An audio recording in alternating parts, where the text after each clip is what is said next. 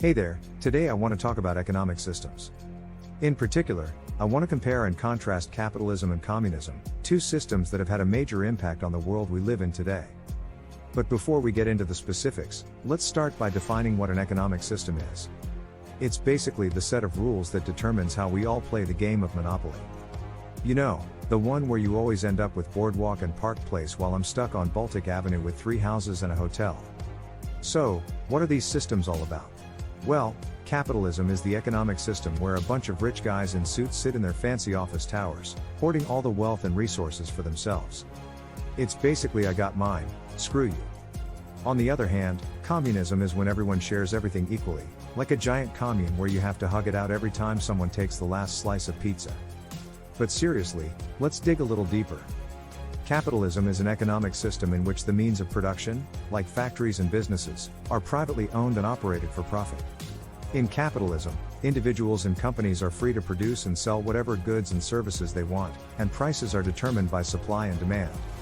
It's based on the idea of competition, and it relies on the profit motive to drive innovation and growth. One of the key features of capitalism is the concept of private property.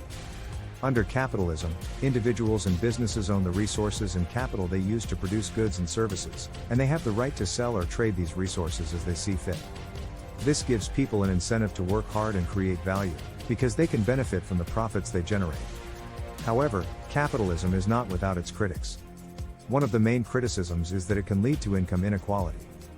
Because the market determines the price of goods and services, some people may be able to earn more than others based on their skills, education, or the value of the goods and services they produce. This can result in a society with a small group of wealthy elites and a larger group of people who struggle to make ends meet. It's like a never-ending game of Monopoly where you keep landing on Boardwalk and Park Place, while I'm stuck on Baltic Avenue with 3 houses and a hotel. Communism, on the other hand, is an economic system where the means of production are owned and controlled by the community as a whole. In communism, resources and wealth are distributed equally among all members of society, and there is no private ownership of property. Instead of competition, communism relies on cooperation and the idea that everyone should work for the common good. It's like having your own slice of pizza, but also agreeing to share with your friends when they're hungry. One of the main goals of communism is to create a more equal society, where everyone has access to the same resources and opportunities. Under communism, the government plays a larger role in directing the economy and making decisions about how resources are distributed. The idea is that by eliminating the profit motive and ensuring that everyone has access to the same resources, everyone will be able to contribute to the best of their abilities and create a more harmonious society. However, communism has its own set of criticisms. One of the main issues is that it can be difficult to effectively allocate resources and create incentives for people to work hard. Without the profit motive, it can be hard to motivate people to innovate and create value.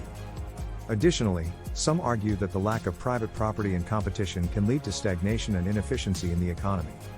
So which system is better? Well, that's a tough question, and there's no one-size-fits-all answer. Both capitalism and communism have their pros and cons, and it's important to consider the strengths and weaknesses of each system when deciding which one is right for a particular society. For example, capitalism has been successful in creating wealth and driving economic growth, but it can also lead to income inequality and exploitation.